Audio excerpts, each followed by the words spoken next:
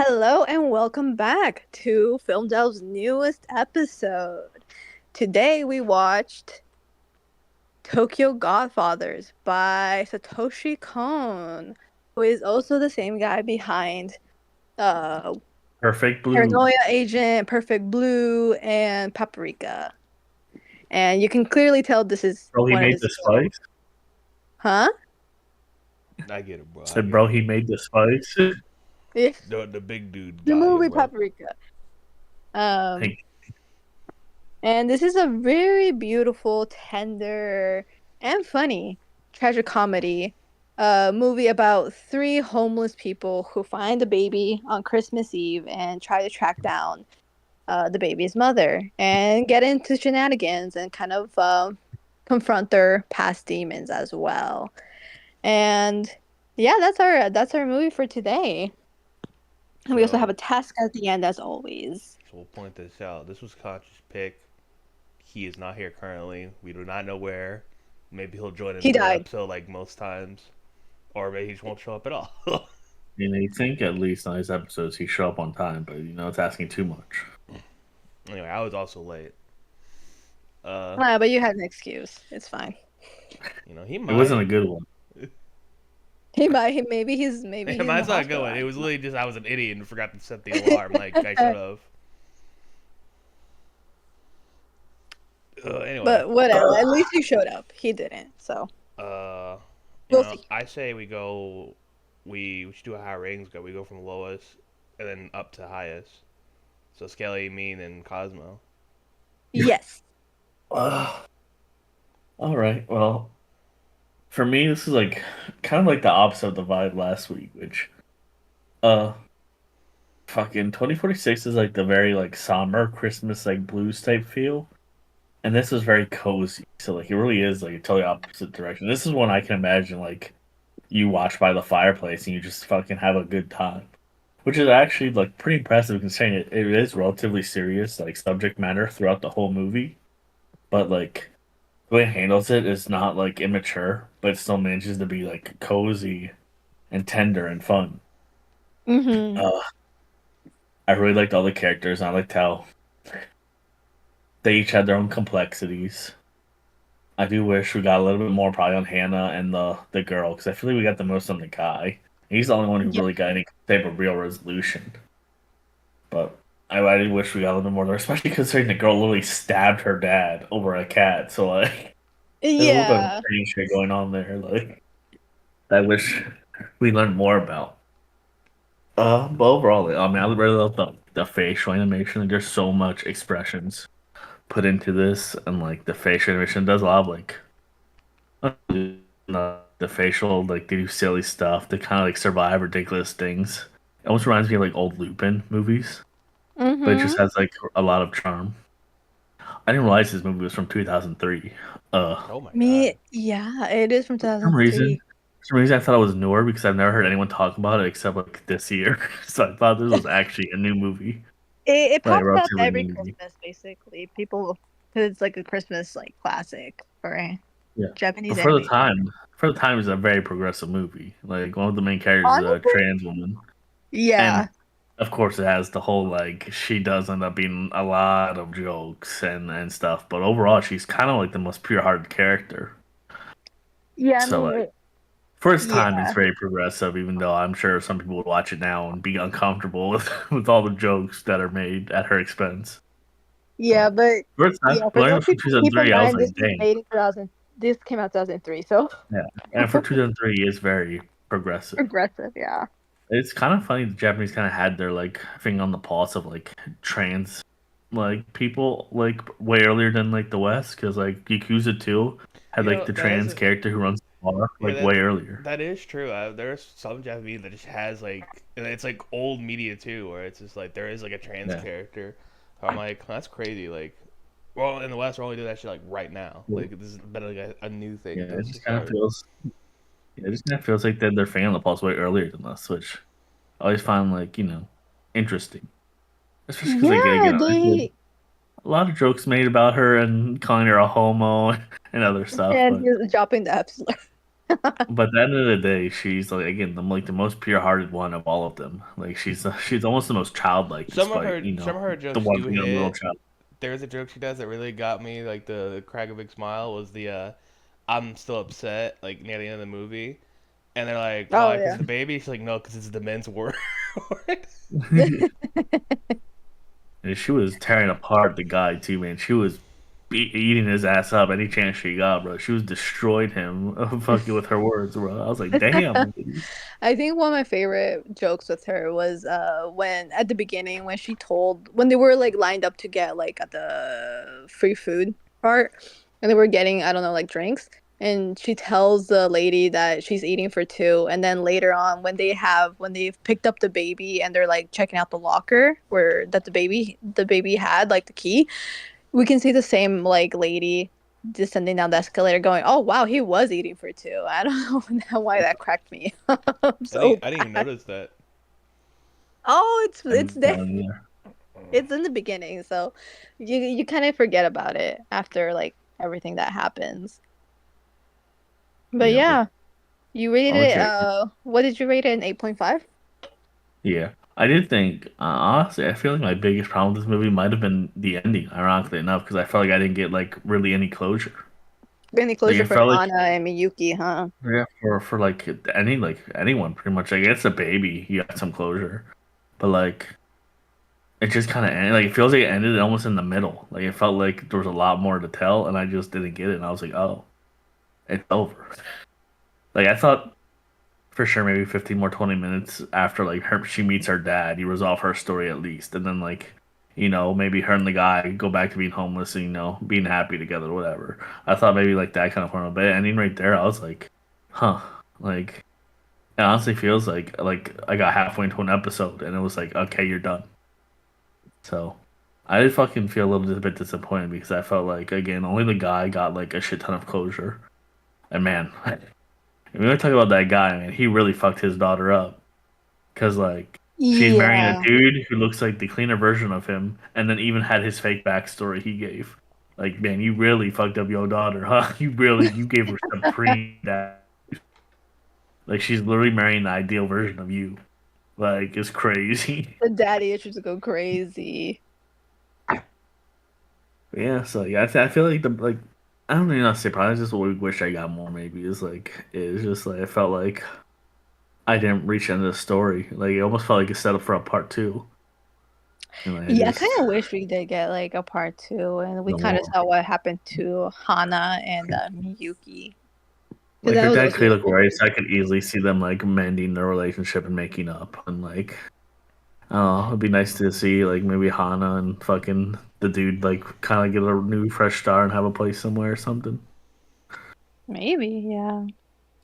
Well, And then we get again, to you don't see the know. baby, Kyoko, or that's not her name anymore, but we never got the real name of the baby.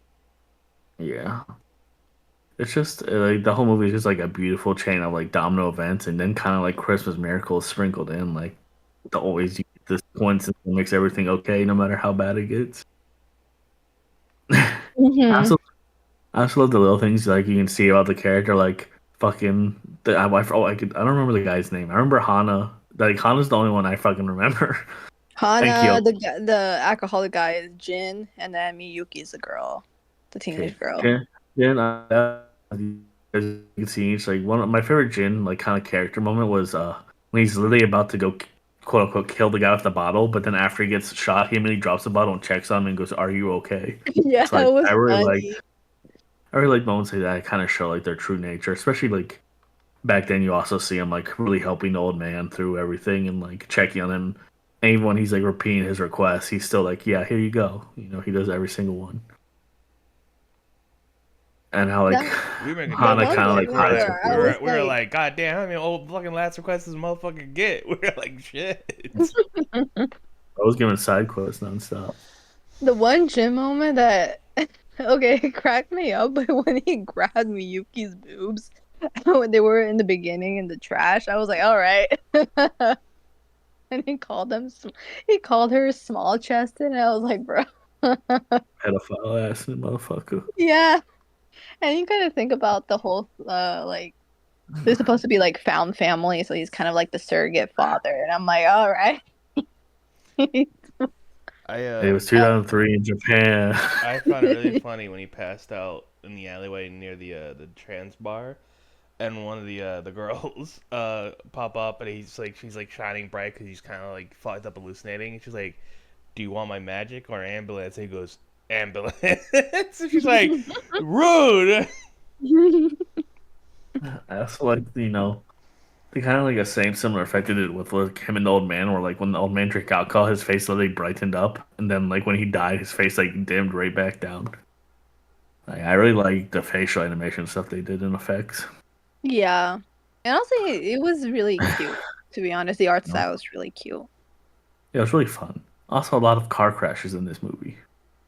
Motherfuckers were The crashing fucking cars every other ambulance, second. taxi, the couple getting ran over first. Holy shit. I'm just saying, this movie has a lot in similar with Rush Hour 3.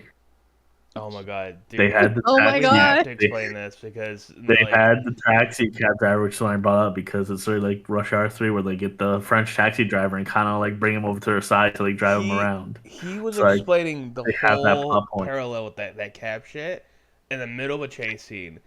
The chase scene was kind of loud, so I couldn't hear him, and I was kind of going, "Is he saying shit? 'Cause I'm hearing someone talking," and no one said anything, and he goes, "Oh, really, really?"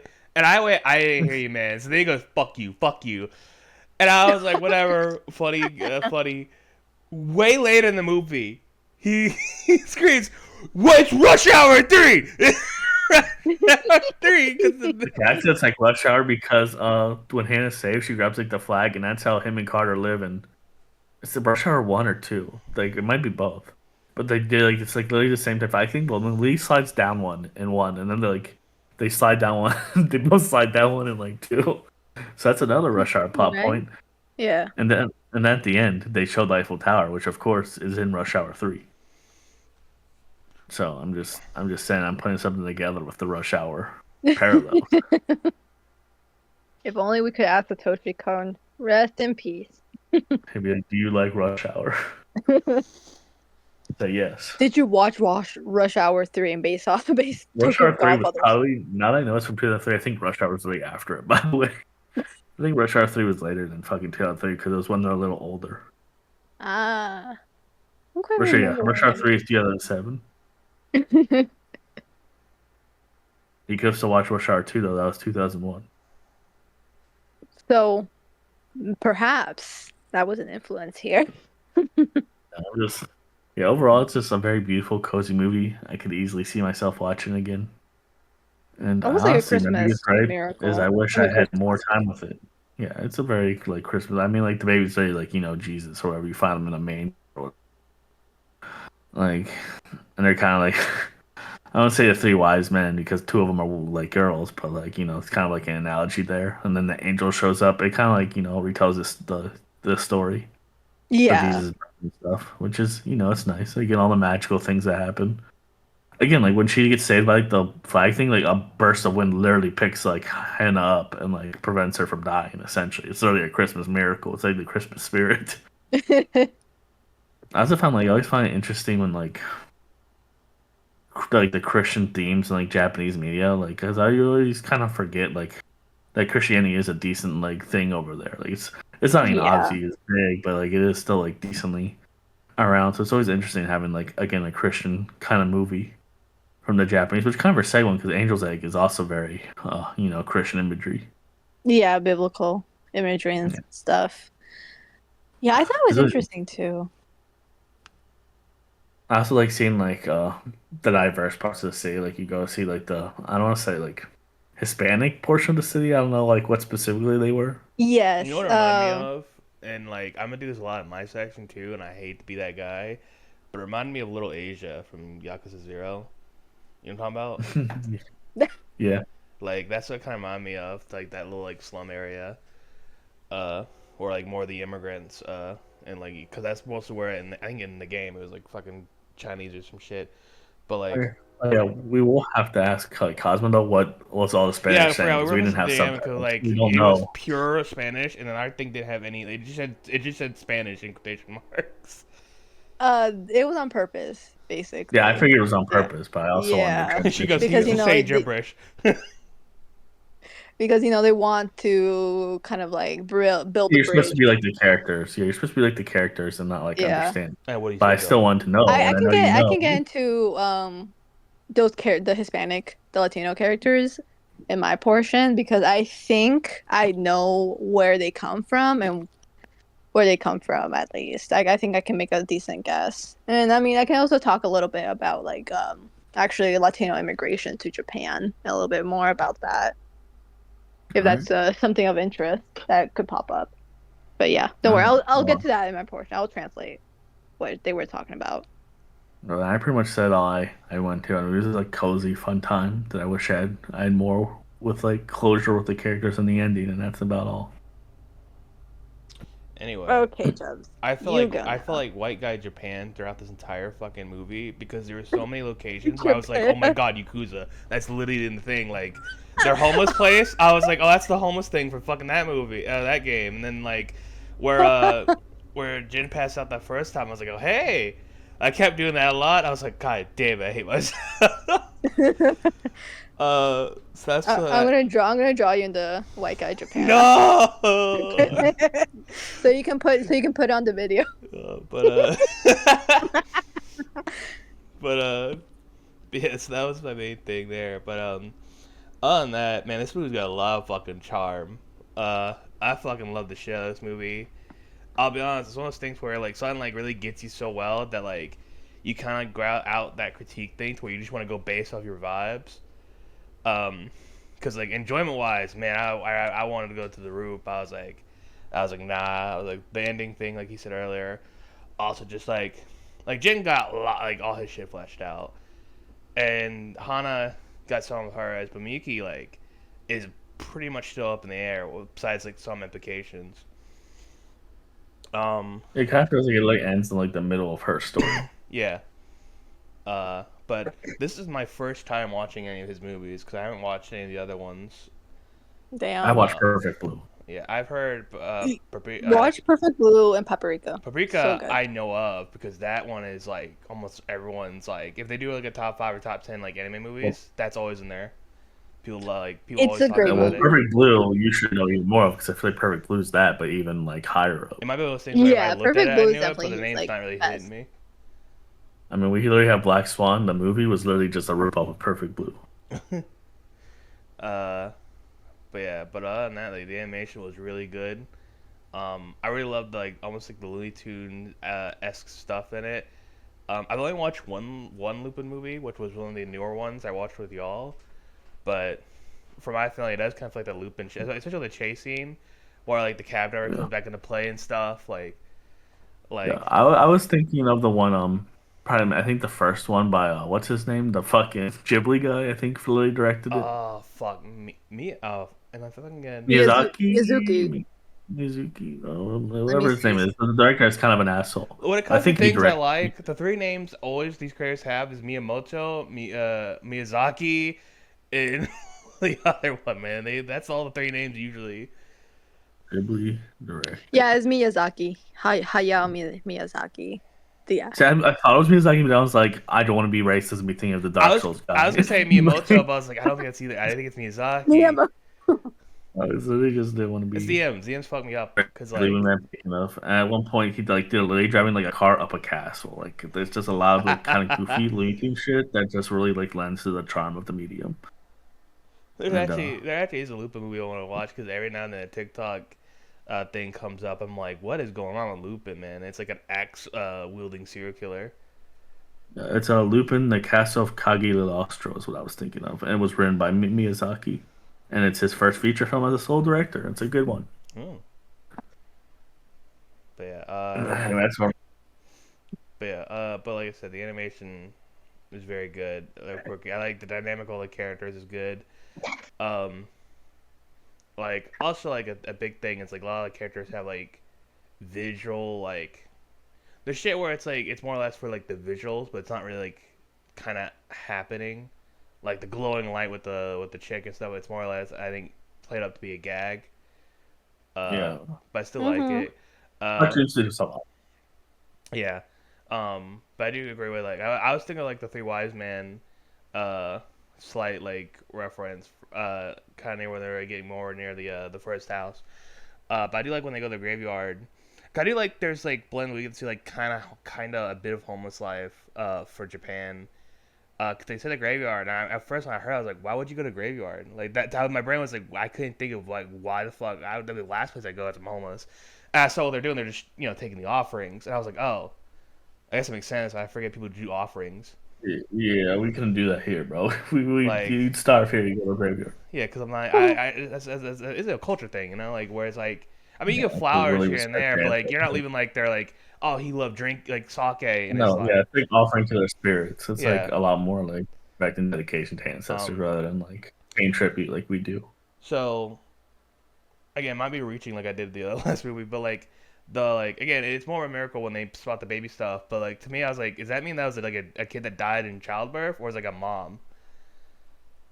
Probably a kid who died in childbirth. So you know, but but yeah, a lot of stuff was again. Honestly, I agree with Scale where it's just like you can easily put this on as a cozy movie. Uh, Again, it's impressive because like when you think about all the plots in this movie, it's a lot of like dark stuff. I do get shot to death. There's the mother who kidnaps a kid because she had like a miscarriage or whatever. Like there's a lot of like serious Yeah. topic matter here, yeah. and like the way they treat it, it doesn't feel disrespectful, but it also just feels very cozy, despite the fact that they're still giving it proper like treatment. Yeah, I really like that about this movie. A very good balance. Yeah. Fucking. I also like with Jin.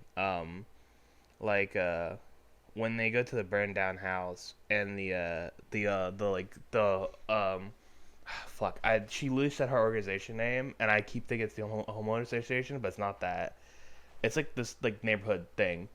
Anyway, when the women are talking about the husband and they're calling him a guy who loved drinking, gambling, like a shitty husband, seeing Jen like slowly get angry and angry at it and almost defending him because he relates to that guy because he would also drink too He much was and that. gamble. Yeah, fucking. But again, like Hana was very funny.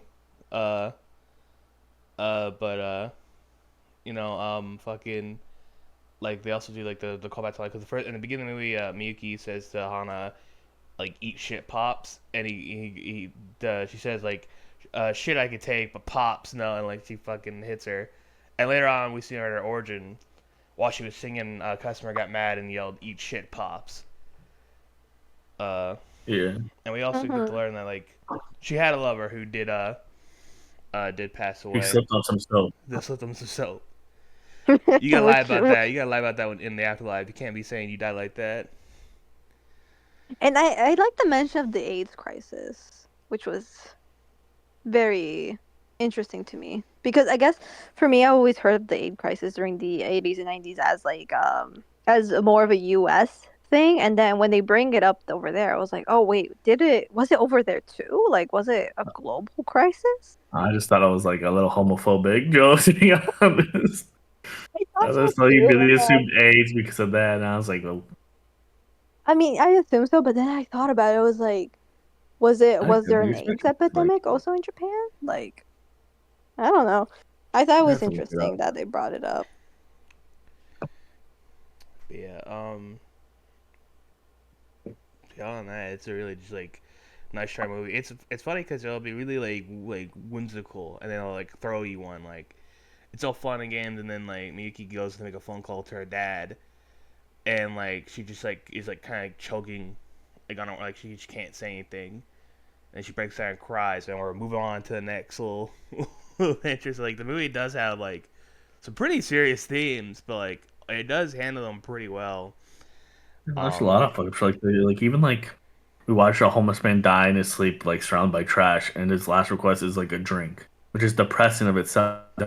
To beat up homeless people and literally desecrate like the corpse, like they're hitting the corpse and shit of the old man. Like there's fucked up shit going on in this movie, but it still manages to feel like a very cozy experience. And even then, like transitions between those scenes, like for example, when they're beating up the corpse of the homeless man and then switch to a different scene, it's like it doesn't feel like sudden or like out of place at all, which Yeah, it's like this I like really movie if you liked. describe it, people probably be like, "What the fuck? This is like sounds like such a fucked up movie." But then you watch it, and it's like, "Oh shit, It's it's like a cozy Christmas movie." it's like, Like it's oh, weird. I would put this on while I have my hot chocolate and I'm in like next to my Christmas tree, and then there's like assassinations, homeless people dying and stuff like that. It's like, oh shit.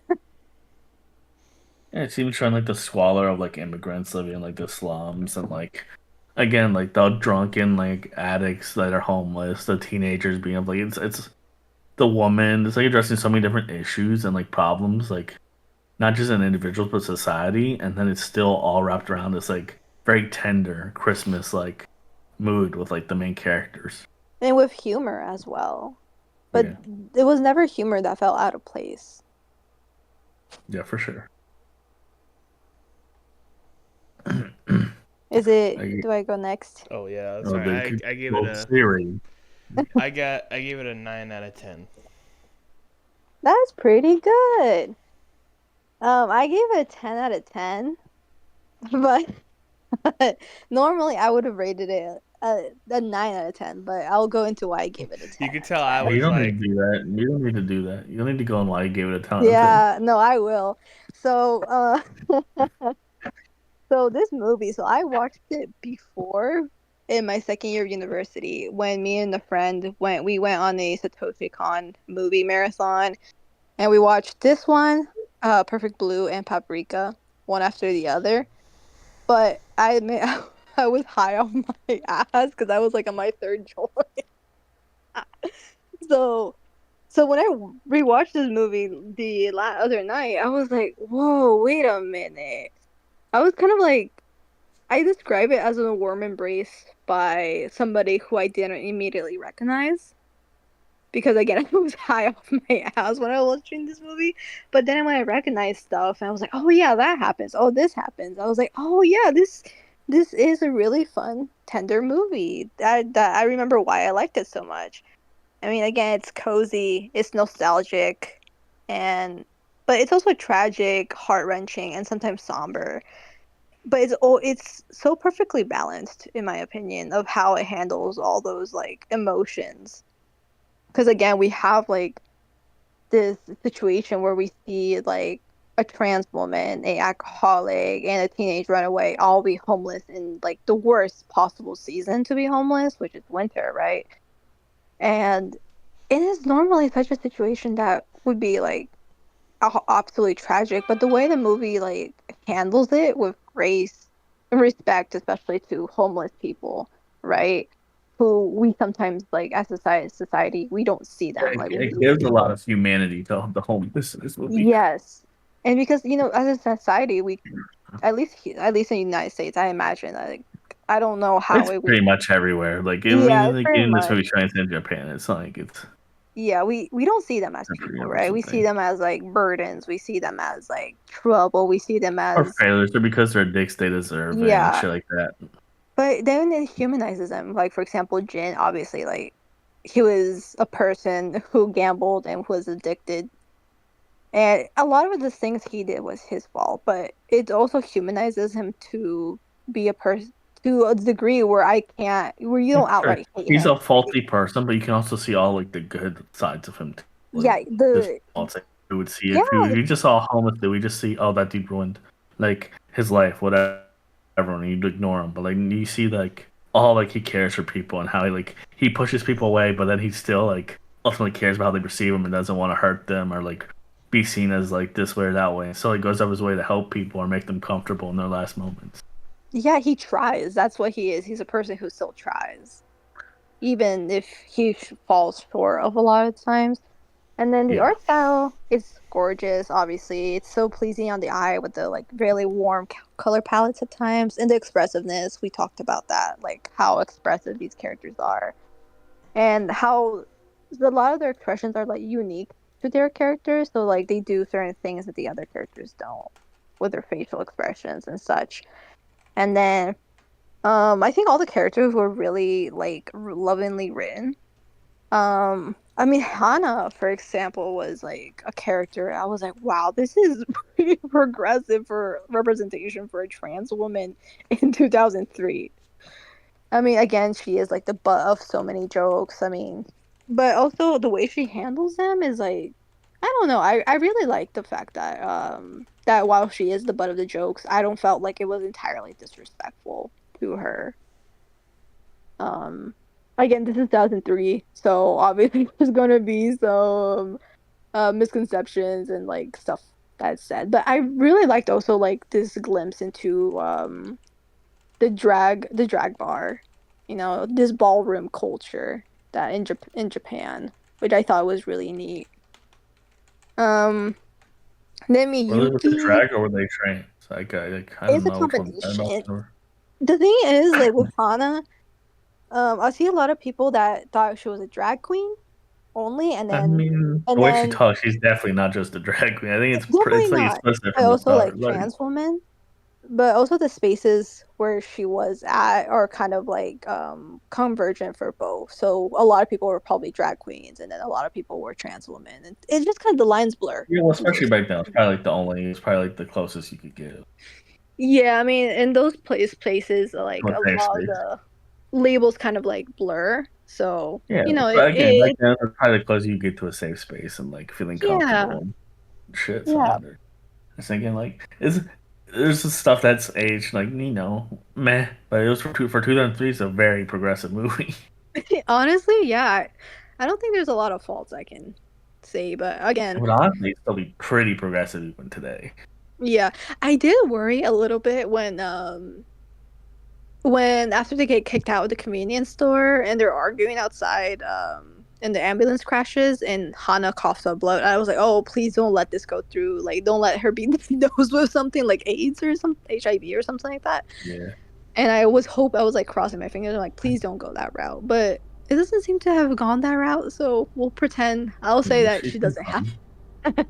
But Well, they even said it was just like her lifestyle, like she just wasn't living good. yeah, they said it was like nutrition or something like that, which makes sense, obviously.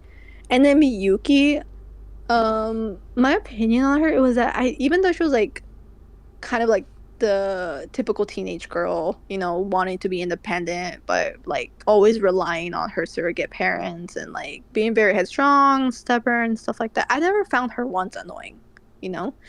I feel like that's sometimes a No, not fault. in this. Like, yeah, she definitely wasn't like the annoying like teenage character. Like, she had like Yeah. she still acted like a kid, but like you saw like all these moments of her being like tender and weak, and like it was never anything like. The only thing I can think of is a Borderlands 3 fucking character. Like, do you get a little companion that you have to Mm-hmm. bring on mission? And she's the most annoying little preteen ever. Like, she's so fucking insufferable and never shuts up. And like, this is just she was. I feel like more realistic for a teen around that age, especially with like her Yeah. issues, like, being quiet and withdrawn, and like her moments of like kind of like loosening up and thawing out to like everyone around her.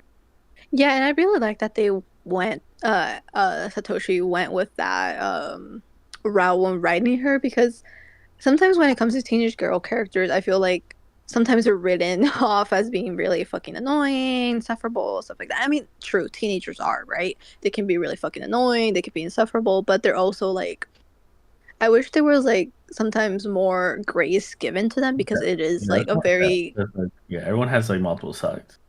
yeah, it's like I mean, adolescence is like it's a difficult period for everybody, and especially for a girl who has well seems to have like a neglectful background and then is now homeless on the streets. Like And ultimately, this movie's like kind of shines again everybody like the multiple sides. Like even like the loser husband with like the wife gets like another side yeah, of film realizing. Even like the guy who like was a scammer, like throws himself in front of his boss, and gets shot. Like you see like more than one side of her. Like this greedy guy who probably like mostly cares for his own life and money throws himself in front of his boss still to get shot. Like you kind even of the see multiple sides assassin, of every single person. Yeah, you the see Latino like assassin. in the car, and like he doesn't do anything like someone help her. Like he doesn't like keep her hostage or like threaten her really or anything. Everybody gets Yeah, multiple sides in this movie. yeah, and so I really appreciate that with Hannah. I mean Hannah Miyuki. But however, I think I have the same criticism as you two, where it comes to like, I wish that we got more with Miyuki. Because at least with Hannah, I can be like, oh, she Yeah, probably there went was back to enough the there she that you probably could went back still. to the drag bar, and maybe found somebody else or something like that. Or I guess it's kind of implied that she liked Jin Well, at she some loves point. Jin. It Yeah, was she it's not loves. more implied. They brought him multiple times. Like, she Yeah. definitely loves Jin. And even when Maybe. he's dying, like he wishes, he mentions her. Maybe they end up together. That's a cute thought. Yeah, trans rut. I was gonna say something, but I didn't remember. But I wish we got more into Miyuki. I think that I wish we got a little bit more into her past, because I mean, the pieces are there, and we can probably put them together. I mean, she has the overzealous religious mom, right?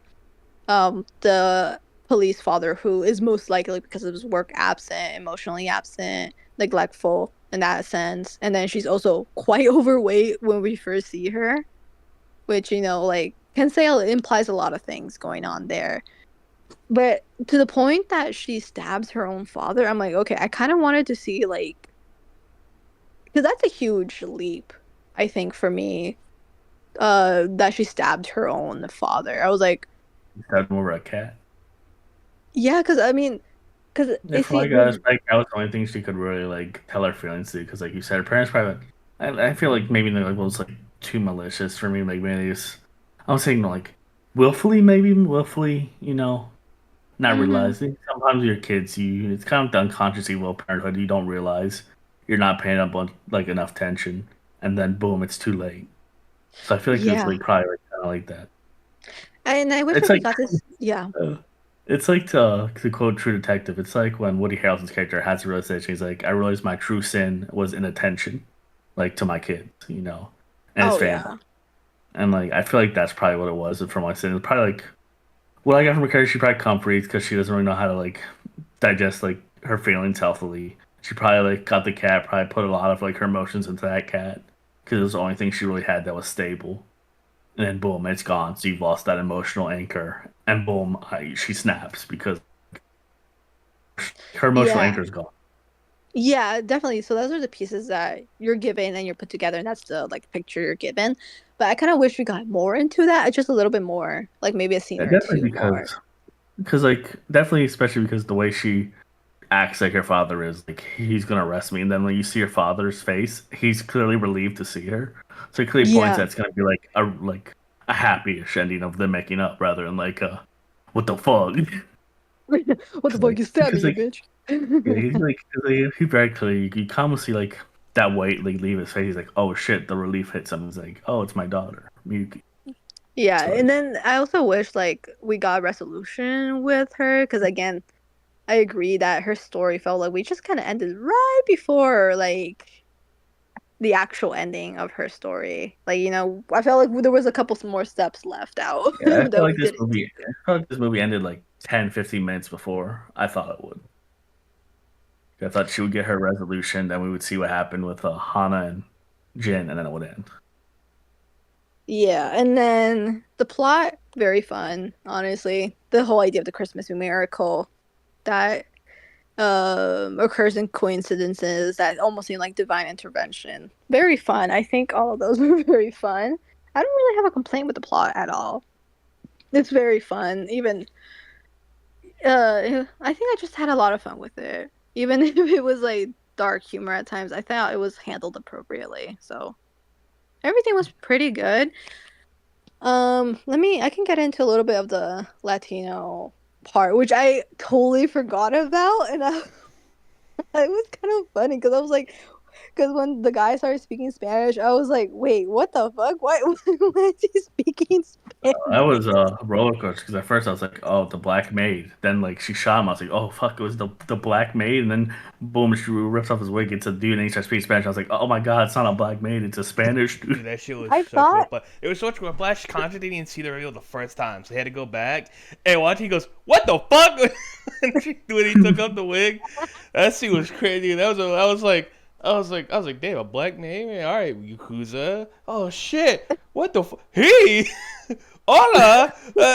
It's like a emotional roller coaster. That whole thing. Okay, so when I first saw the waitress, I actually thought she was Filipina or Southeast Asian because Japan does receive a lot of Southeast migration, and a lot of these women end up working in like those types of positions, waitresses, hosts, stuff like that. A lot of them are trafficked into prostitution, obviously by the yakuza.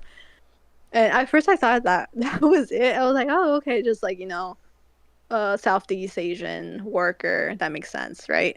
And then, boom, wig is off. It's a guy. He's speaking Spanish. We don't get a translation of what exactly he's saying. Miyuki doesn't fucking know. She only knows a bit of English. Um, so in my opinion, I believe that they wanted to imply that these his Latino people were from Colombia. I'm gonna say that just based off how they drew them, and because but the Spanish itself was not Colombian. Actually, I believe it was Argentinian. Yo, I actually believe it was Argentinian, but I don't think these were Argentinian They characters. were That's Nazis. it's because the way, for example, the woman, I believe she was the wife of the hitman, talked a lot of her how she pronounced her s's were more Argentinian. Well, I was wondering, did they say why does he say at all why he did it, or was he just like a generic hitman, or was he like did that guy wrong him in some way or No, something? generic hitman. So Okay. basically, With the way uh, he acted friendly to her and like fucking gave her off, I thought maybe he was like some like I was like you did this to me, boom boom boom. no, But so going off what I remember, first he when he takes Miyuki hostage and he's like asking her, like he's telling her like, shut up, I'll kill you, like, if you don't quiet down that baby. And then obviously Miyuki is like doesn't understand anything he's saying, and then he's like, okay, give me your coat so he can like disguise himself. And then she's obviously not understanding what he's saying.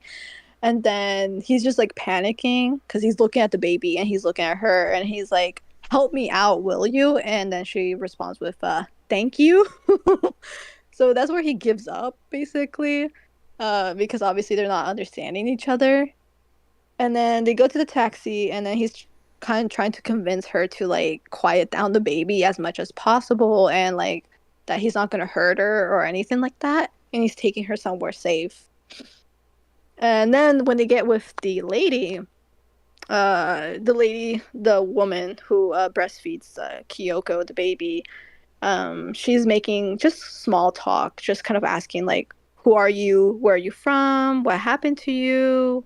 Are you the mother of this baby?" And obviously, they're not understanding each other, and they're kind of like bridging the gap between languages. I do like the Uh, it's always nice when the language barriers are transcended. yeah, and then it's a really cute moment when the Miyuki and I believe her name might have been Maria, but I think the hitman, I can't remember if they said her name was Maria or the hitman's name was Mario. I think it was Maria and Mario. I think his name was Mario. I remember somebody saying, "Oh, his name is Mario" when we were watching. Yeah, I think that's his name was Mario. And and they're just trying to communicate with each other for a little bit. And and then the wife is asking her like, "Who are your parents?" And they're just kind of pointing at the pictures and going like, "Oh, my Emi Yuki goes, my father's a policeman," and then the wife goes, "Oh, my father was a policeman too." But they're kind of like not understanding each other, but it doesn't really matter. And then it's just kind of go down a very small talk where Miyuki's kind of like talking about her past, and while the wife doesn't really understand, she's asking her like, "Oh, how did you lose weight so quickly?" When she shows Miyuki, when Miyuki shows her a picture of herself and she's like overweight, she's like, "How did you lose weight so quickly?" No, I was starving. homeless, lady. I was home. uh, which was very funny. And then she's asking her about her mother, and the wife says, "Is she your mother? I think you'll be as pretty as your mother." Miyuki says my mom's religious. She chants all the time. Um, and then when Miyuki talks about how she stabbed her father, and she says that she can never go back, the wife says it's fine to cry because sometimes adults just need to cry. And the scene kind of ends with Kyoko crying, and the wife refers to the baby as God's gift. And that's basically it. Oh, one more thing. When Hannah arrives and takes back Miyuki and the baby, the wife asks Miyuki, "Is that the mom or the dad?" And that's basically it. Very cute, very tender, very unexpected. But yeah, I believe these were Colombian immigrants. But if that's the case, then I'm kind of clueless when it comes to Colombian immigration to Yo. Japan because the biggest Latino population in Japan is Brazilians, actually. So, kind of, I'm kind of confused, a little bit confused on that, but I wouldn't be surprised if there's also like war immigration programs for Peru, for example. But yeah, that was basically my portion. And before I finish, actually, the reason why I gave this a 10 out of 10 Yeah, was I for the deleted this Chubs. contrasting You're Latino ready twink. to you're ready to mark this. No, No, delete this. He was not a no, twink. don't He was delete a no hitman. Chubs. No, listen, that's why I gave this movie a 10 out of 10. I Yeah, my delete that editor, Chubs. Mark that You right down right actually, now. the way your audio works from my end, what they'll hear is what I hear. So what was just heard was the reason why I give it 10 out of 10 is Chubs, delete this, delete this. Yeah, no, Chub. That's all I heard from her. I didn't even hear a single fucking. All I heard was you actually. Yeah, You yeah, actually, No, your yeah, no, voice yeah. no, overpowers That her was listen to audio. me. Listen to That's why me. when I went to that's why misogyny when that's wins why I went to Listen Tulsa to again. me. was I still cut, Misogyny but I wins like gave again. it a 10 out of 10 because that Latino twink had me going. I was going The crazy. Anyway, misogyny wins again. um We don't the need to hear red talk lipstick about the looked Latino beautiful twink. on him. He was I, not a he, twink, by the I way. was He gonna was a ask hitman. He was not a twink. I was, my dick was erect. I would just say that. I was gonna ask you a question, but I'm gonna save it to after the pod, just so I don't timestamp myself. Oh, fuck. Um. But Anyway, yes, yes. All right. Contra gave it a 4 out of 5, so an 8. Uh. So yeah, Contra enjoyed the movie. He's not here. That's for whatever reason. So He anyway, didn't show up. He might be asleep. Who knows? Maybe he fell asleep. we can get to rating. Well, Um. can we? Because we were Oh already waiting another fuck! week. If I Contra's not forgot. here, we can. Yeah, I And forgot we we already were. waited another week for 2046 anyway. So like, we're Yeah. gonna literally have to push it back another You week. guys are have to remind me that on the rating thing. I'm gonna forget it. So like. Oh, so we don't even say Make a note rating. of All it in right, we'll just timestamps. yeah, Yeah. Well, look, Nelly, next week we're gonna rate all the Christmas movies at once, I guess. yeah. But our topic for this week was our favorite Christmas movies. And to like switch it up, we can go Cosmo, Chubbs, then me. We'll just do reverse. Okay, my favorite Christmas movies. I remember really liking the Rudolph Rose Red-Nosed Reindeer movie, but that one that kind of was like stop motion. I know you're talking about. It was Oh, like I the think dinosaur, like in the aisle of misfit toys and stuff. yeah, that one. I remember really loving that one because I really loved the design for Rudolph and the rest of the characters. I don't know. I thought it was really cute and charming back then. But I think this movie is definitely another of my favorites now. But yeah, I mean, I enjoyed that movie, but I will admit I'm not a very big Christmas movie person. So the Christmas movies I watched the most were that one and maybe the Barbie ones when I was like really young, but as I got older, I don't really watch Christmas movies. But I would say it was probably that one, the Rudolph and the Island of the Misfit Toys. It's a good pick. It's a good pick. Yippee! So I'm gonna kind of cheat and somewhat kind of Darn. not do this task, but do it. Uh, What? so there is a Christmas movie I think is like hands down the best, but like I straight up I think I will be stealing an answer. So instead, uh, because Is it gonna be technically, It's a Wonderful Life or something? Like, what do you yeah. mean? But when I was young, me and my brother would kind of stay up a little bit on Christmas Day night, and we'd watch Cartoon Network before we went to bed. And Cartoon Network does a thing where it airs like big Christmas specials, and these are episodes that are way like extended time frame. And the one that kind of always stuck out to me was the Billy and Mandy like special. That's like a big like adventure. I think it's technically classified as an episode, even though it's kind of gets a length of a short film. But that's my pick. Why is it your favorite? What do you like about it? Just the Um, nostalgia? bit of nostalgia, but also just like it's like if anyone's ever watched Billy and Mandy, in its own way, it does like the little Christmas themes and all that. Like like Miss Claus is a fucking vampire. It's like this big like vampire esque like adventure. Everyone trying to like stop the vampire shit, and we learn at the end that Santa knew she was a vampire, and like he lets uh that he lets her suck on him and everything because like they're married. He loves her. And it's like oh love you gotta love people for what they are and shit. It's like a nice little message with all of them being monsters and everything.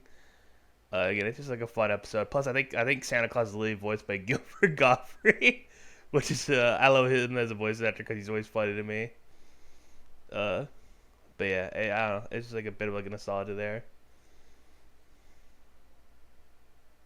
All right, well, for me, which Chubs was gonna say, but he didn't, I guess there is probably It's a Wonderful Life, which I'm not like I'm an atheist, I'm not religious at all, but it's kind of just like such a beautiful movie, and of course from from like what 1945 or something, so like there's some stuff in it that hasn't aged super well, like the concept of Mary, if she doesn't have George like as a husband, she'll just be an old unlovable maid.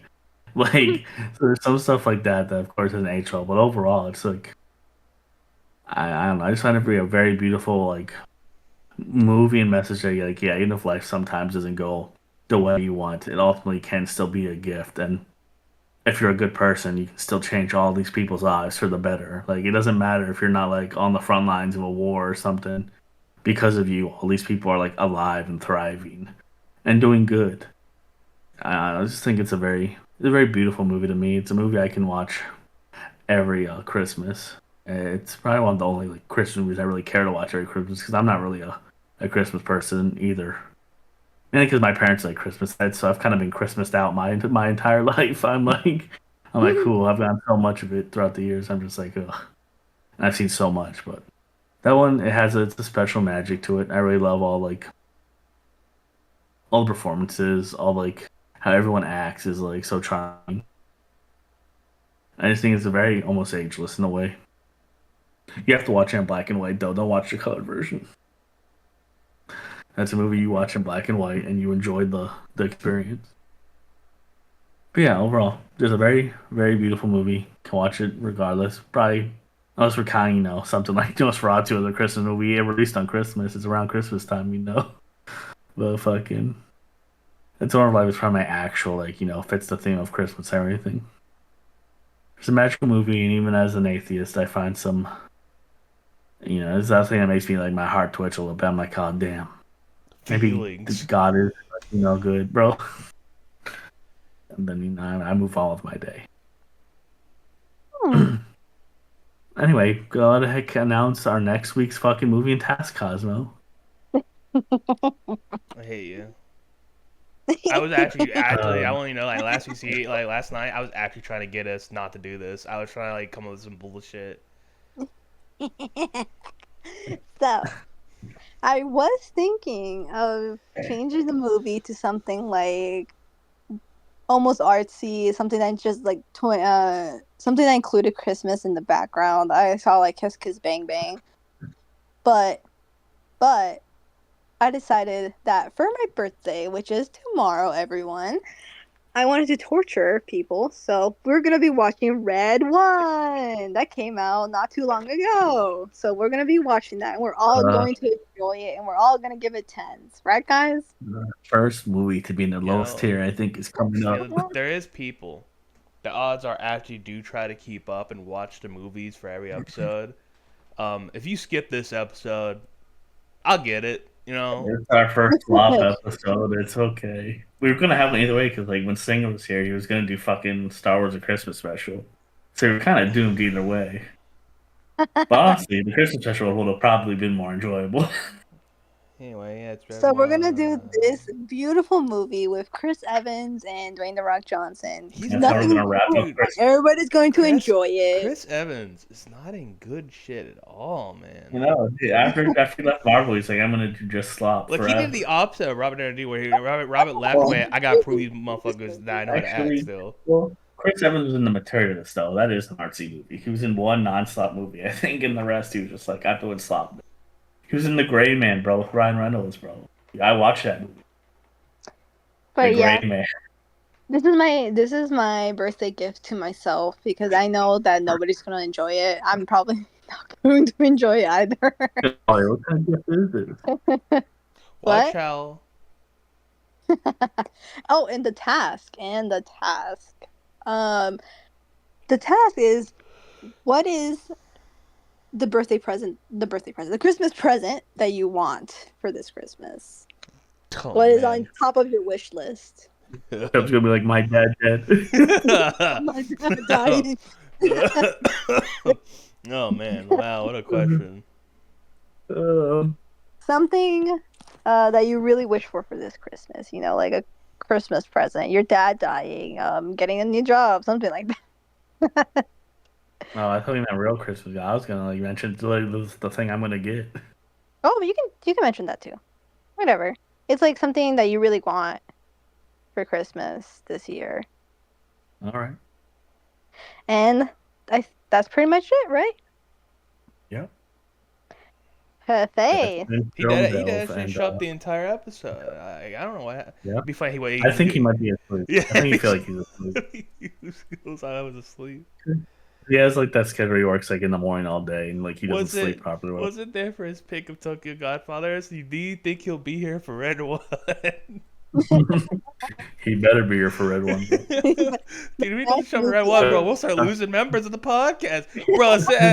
Dude, No, in not 2 from weeks, 5 to 3. dude, in 2 weeks, Skelly, it's gonna be the getaway podcast again. It's gonna be me and Chuck. Yeah. Well, who needs a contract, right? And Slinger. We needed the black vote, you know. Just noticed Slinger and him and gone. We can find another black. We have guy one next time. timestamp this episode. I'm just saying we'd have one timestamp this episode True. when they were gone. Anyway, I think we don't need them anyways. We can always get another Arabic and black person to fill in the diversity quota.